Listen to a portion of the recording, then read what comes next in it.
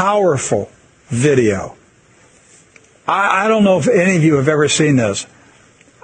When Matt, our producer, showed it to me, it was the first time I had ever seen this video. This video is almost 40 years old. It was made in the late 1970s. It is a CBS interview with the late Mike Wallace, father of Chris Wallace. All right? And Mike Wallace is Jewish. Chris Wallace is Jewish. I'm just setting the record straight. But this was a CBS interview with the Shah of Iran, who was in power at that time. And he made some comments about the power of Israel in America. This is, again, the 1970s. Jimmy Carter was in the White House. Watch this video. It is shocking. It's an eye-opener. You think the Jewish lobby in the United States is too powerful for the interests of Israel? I think so. Sometimes they are disserving the interests of Israel because they're pushing around too many people.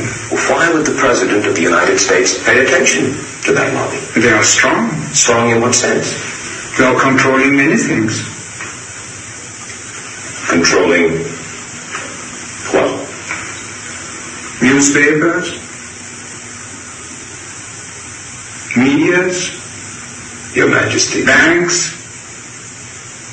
finances, and I'm going to stop there. Well, now wait just a second.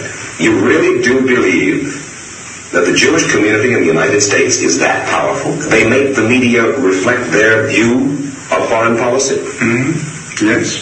They do not report, we do not report honestly?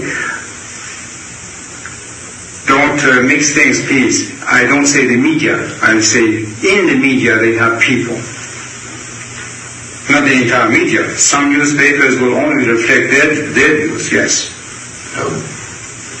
The New York Times, for instance, is owned by the Salzburger family, who are Jewish.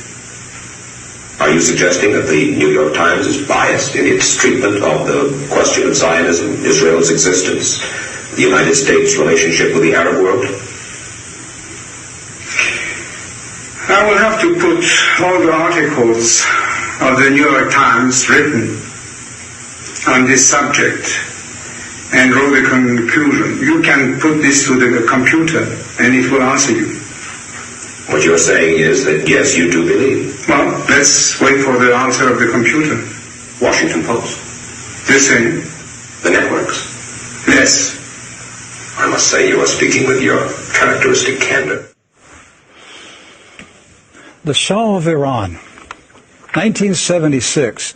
Did you notice how nervous he was? On CBS News, he was nervous because of what he was saying. What happened to the Shah of Iran?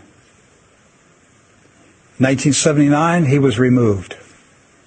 The revolution. What happens when you challenge the regime? They have a revolution. That's what we've been talking about.